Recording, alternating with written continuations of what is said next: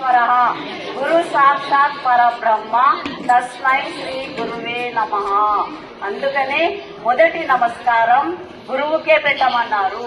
దేవుడికి కాదు నమస్కారం పెట్టేది. మనము ఫస్ట్ మొదటి నమస్కారము గురువుకు నమస్కారం పెడితే మనకు గురువు యొక్క ఆశీర్వాదంతో మనము చదువులో, మనము జ్ఞానంలో మనము ముందడుగుండి మన సమాజాభివృద్ధికి మనకు ఆ జ్ఞానం మంచిగా తోడ్పడుతుంది. అందుకనే ధ్యానం ఒక 5 నిమిషాలు, మన వయస్సు ఎంత ఉంటే అన్ని నిమిషాలు మనము ఉదయము ధ్యానంలో కూర్చోవాలి.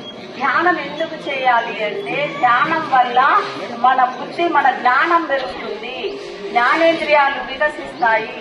చదువుకుంటే రాని ప్రశ్న కూడా ఒక పద్యం గాని ఒక 2 సార్లు చదివితే ఆ పద్యం వచ్చేస్తుంది మనకు. ధ్యానం చేసిన వాళ్ళకు తొందరగా వస్తుంది చదువు. అందుకనే పిల్లలు, నేను ఇచ్చే ఒకే ఒక సందేశం, మీరు రోజు ఒక 5 నిమిషాలు ధ్యాన మందిరికి వచ్చి ధ్యానంలో కూర్చో, నీకు బాబా మహిమ ఏందో తెలుస్తుందని చెప్పి. అయితే 5 విద్యార్థులు ధ్యాన కేంద్రానికి వచ్చారు నిర్మల్లో, పులాజ్ బాబా ధ్యానం. ఆదివారం నాడు ధ్యానంలో కూర్చుంటే బాబా వచ్చి ఇక్కడ ఆమెకు అదృష్టం ఇక్కడ రాసిపోయింది. మరి ఏ డోర్కి వెళ్ళొచ్చిండు, ఎట్లా వచ్చిండు? పులాజీ బాబా నీకు ఇక్కడ వచ్చి ఆమెకు రాత రాయడం అంటే ఎంత క్లెవర్ అంటే స్టూడెంట్, అంత క్లెవర్. అందుకని మీకు ప్రతి ఒక్కరికి చెప్తున్నా, ధ్యానం ఒక 5 మినిట్స్ 5 నిమిషాలు ధ్యానంలో కూర్చోండి.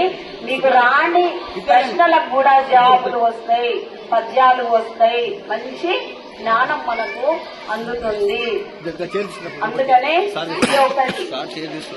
అందరికి ఈ రోజు అందరూ మొన్న అడిగారు, మేడం